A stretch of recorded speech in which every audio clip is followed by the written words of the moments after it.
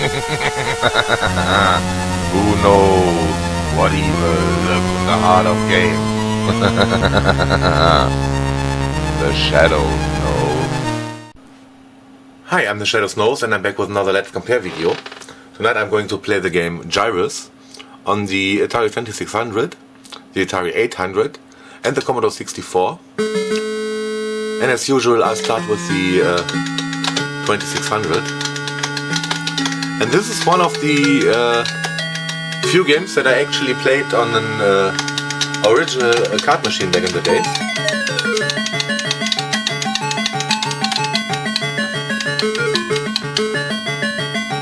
And surprisingly, the 2600 has quite a good rendition of the music.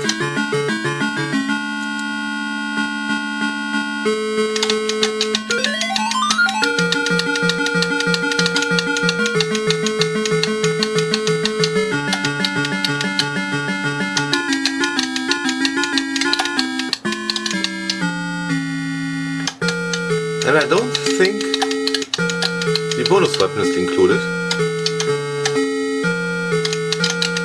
Not exactly sure.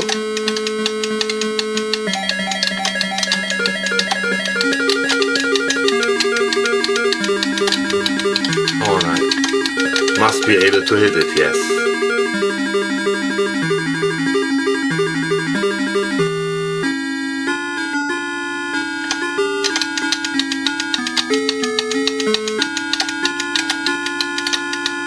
And yeah, as I already mentioned, I actually played it on an actual card machine, but I also played it a lot on the Commodore 64. And I think, yes, on the original game, if the enemies fly into the middle of the screen, you can see small little dots. And you can also shoot them there. So it appears that this version is missing quite a lot.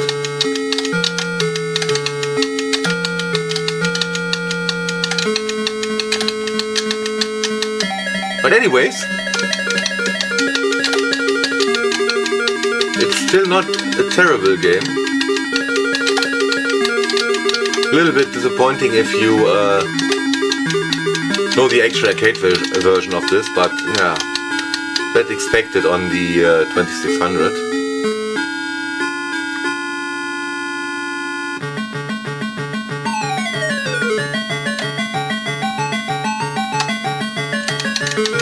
Yeah, and of course, with that many sprites, a lot of flickering.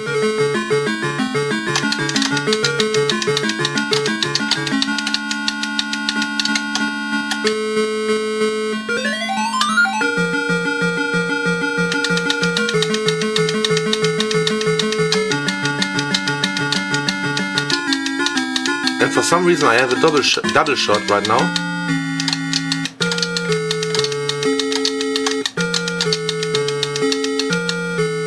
Yeah, it's not the greatest conversion. And where am I getting points? Ah, I think that was a challenging round. Yes, it was.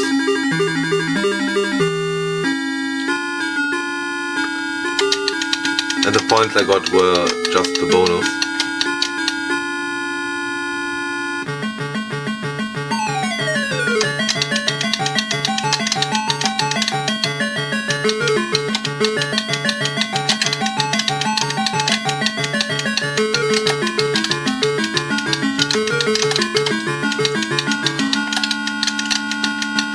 And I think those three I have to shoot for the bonus weapon. Yes, I have.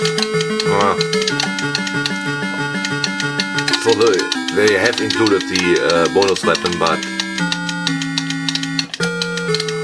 not the same way the arcade machine did.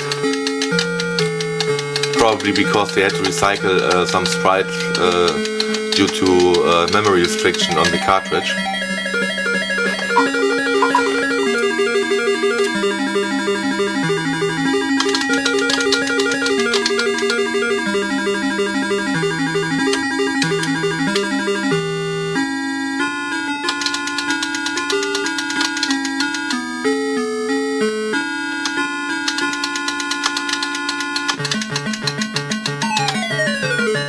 Yeah, and I don't think this is going to be a short video, because yeah, this is a game I actually like.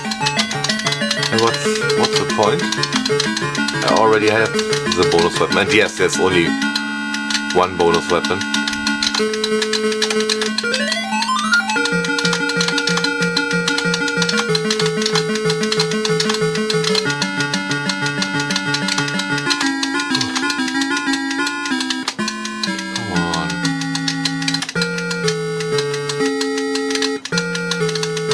And again, it feels like this version is a lot easier than the arcade, the Atari and the Commodore 64 version.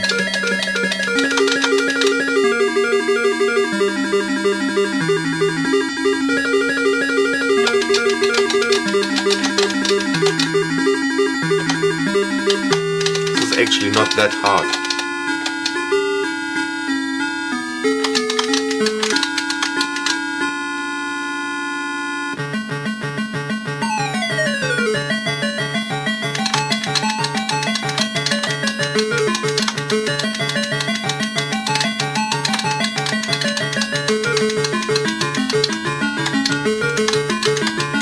Fuck!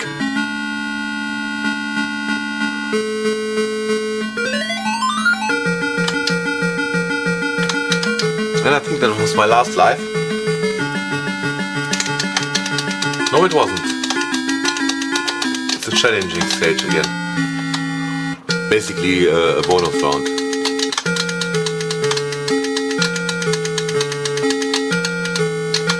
Yeah, the sprites are a little bit ugly. But that's not what bothers me.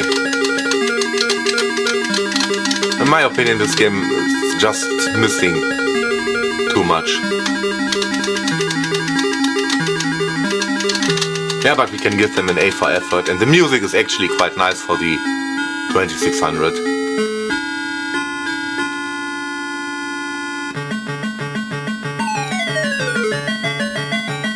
And this is obviously Saturn. Yeah, and again, they tried. They tried.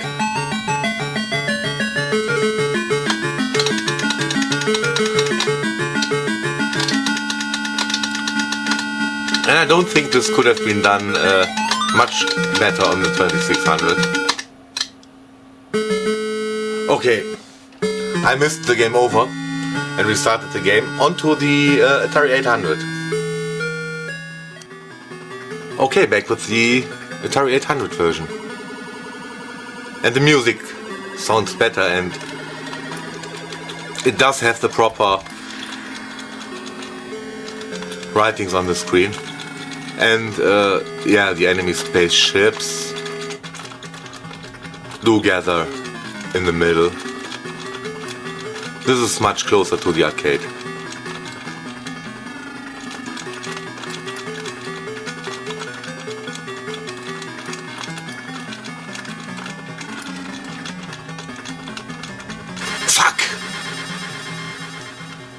And also the difficulty is much closer to the arcade.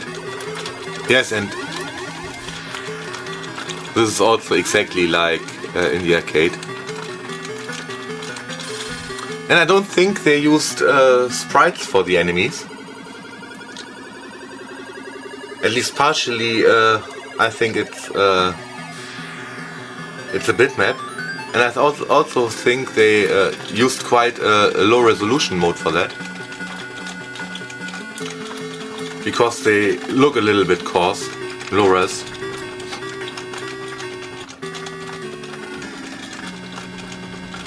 But this is how I remember Gyruss from the arcade and the Commodore 64. Also nice and colorful objects. Yeah, I really think that... Ah shit, I really think they are not sprites, they are background graphics. That's animated. And you should be able to shoot them. Yeah. Neptune.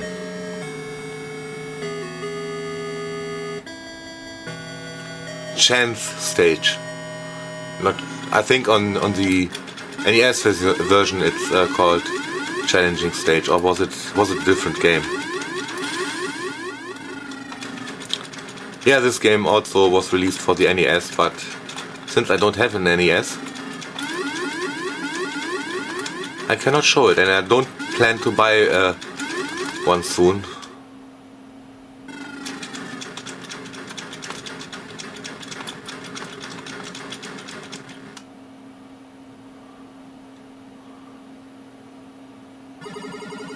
Otherwise, I would have waited with the video, but I don't think I'll get an NES this year or next year, so shit. There's no reason to wait making the video.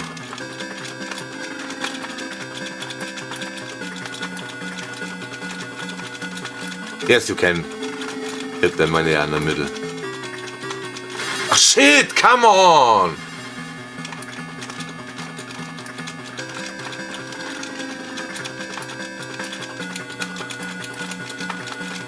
Yeah, but that also shows that the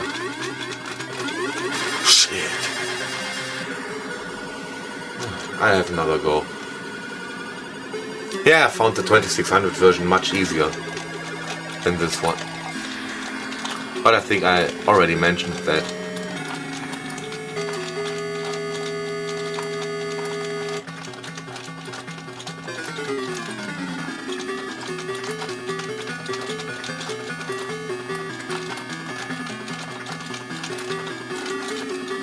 Yeah, the first stages really aren't that hard. I just make them look hard.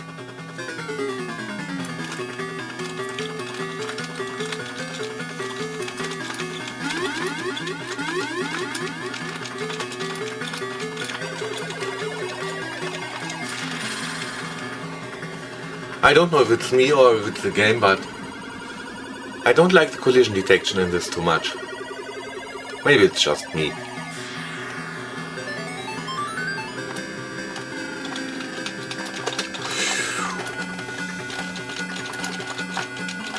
Yeah, but I still consider this a good conversion, even though I really think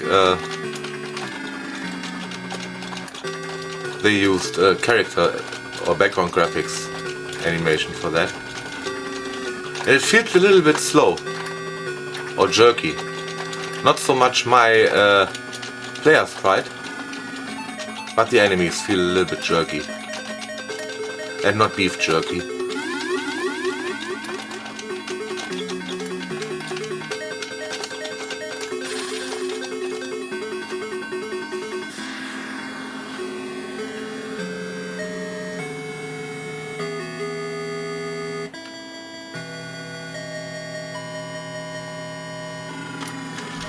And it's not a bad idea to memorize the enemy formation, because this highly increases your chances of getting the maximum bonus. Having the twin laser also helps, and I missed a couple of spaceships.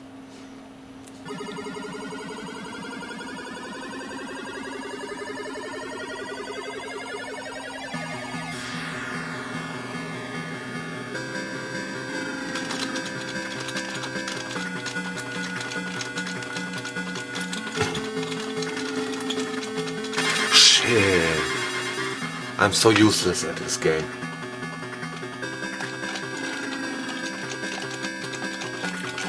And now without the twin cannon or laser, it's not easier.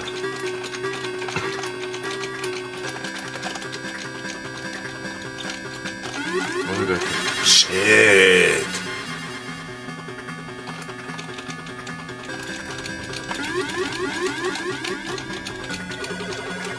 Yeah, it sometimes feels a little bit jerky.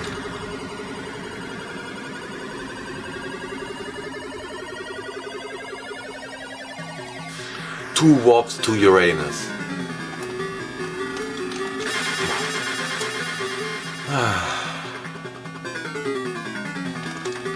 I'm such an idiot.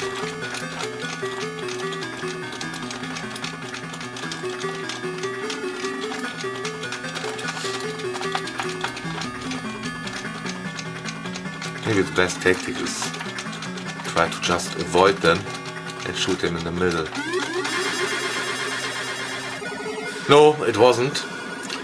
Okay, onto the Commodore 64 version. Okay, finally the Commodore 64 version, and let me guess, it's the other joystick port again. Yes, it is. Oh. And that's the version I remember the most. As I already mentioned, I have actually played the arcade version, and there is some flicker in this. Of course, because there are obviously more than 8 enemies at the same time. So I think they have to multiplex it, but it's the most fluent of all the 3 versions. Not so much sure about the music. It's definitely not bad.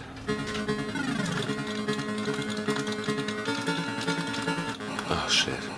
But I'm not sure if I like it more than the 800 music.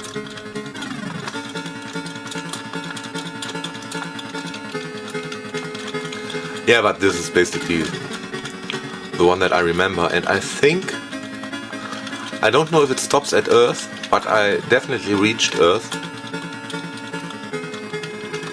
a couple of times back then.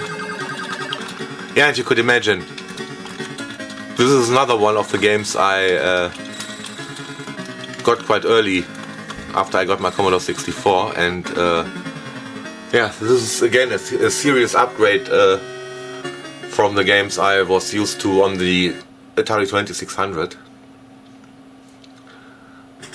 Not that they weren't fun, but yeah, this was a real upgrade.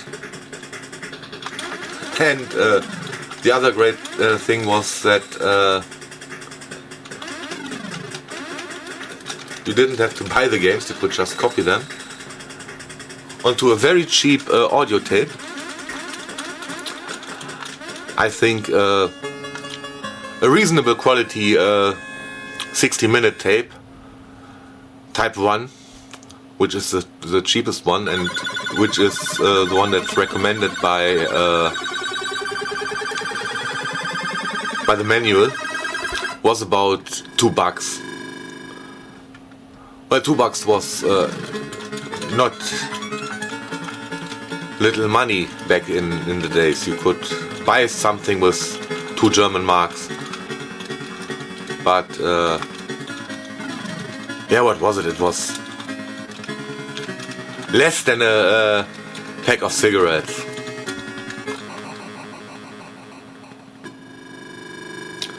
So for maybe half the price of a pack of cigarettes, you could get a 60-minute tape, and with turbo tape you could fit easily 50 or 60 games on it. At least the earlier games weren't that large. And if you could only fit 30 games on it, just imagine you get 30 good games for $2. And the price for an Atari cartridge was somewhere between, I think, $20 for the cheap Quelle games. 20 or $30 were the cheapest Quelle games, and basically also the Taiwan Import and Bitcorp and basically the crap games. And I was missing those in both Atari versions. Let's have another go.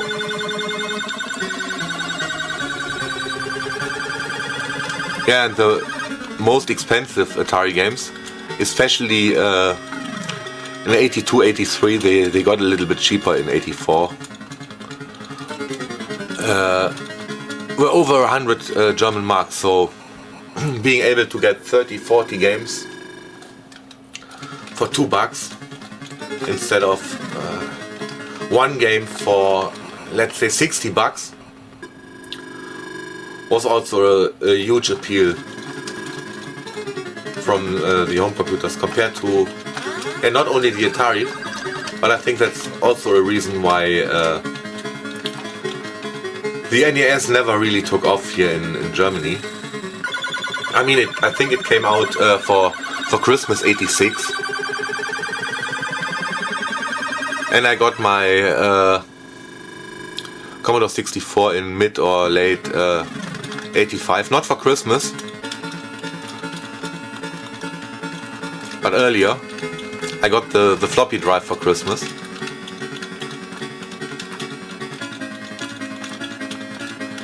Yeah, and besides being able to actually program it was a real computer. And of course, we all dreamt of making our own great games. And in theory, you could do it. You couldn't do it with the Atari 2600. At least not without basically having another computer to write the code and some EEPROM programmer to burn it into a prototype cartridge. Yeah, it was not that easy doable. Then writing a game on the Commodore 64 was basically just writing a program.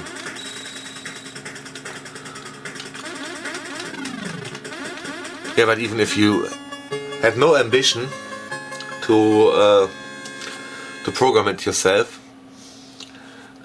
the pirating games was a huge appeal. I mean, the games are generally better than on the 2600, and you hadn't to pay anything for them. So, and I think that's one reason why we never really noticed a video game crash, because everything was a little bit later in Europe than in America. So when the video game crash arrived here in, let's say, '84, we were starting to transfer to the Commodore 64 basically. At least most of us were. Obviously, some also bought the Atari 800 XL mostly, and of course some also bought the Spectrum or the Amstrad CPC. But most of us just bought the Commodore 64. And yes, it was really expensive. I think in '84 you had to pay more than $600. I think it was like $800 including the tape drive in '84. Maybe only $750 or something like that. But even that was a huge amount of money. You could almost buy you could buy a car for $700. Not a good one, but one that would be road legal for 2 years.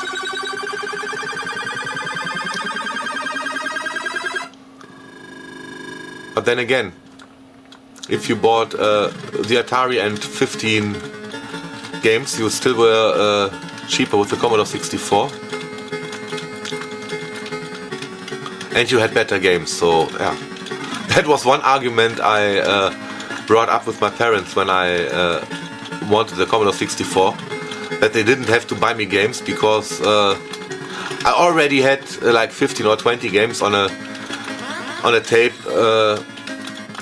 before I even got my C64.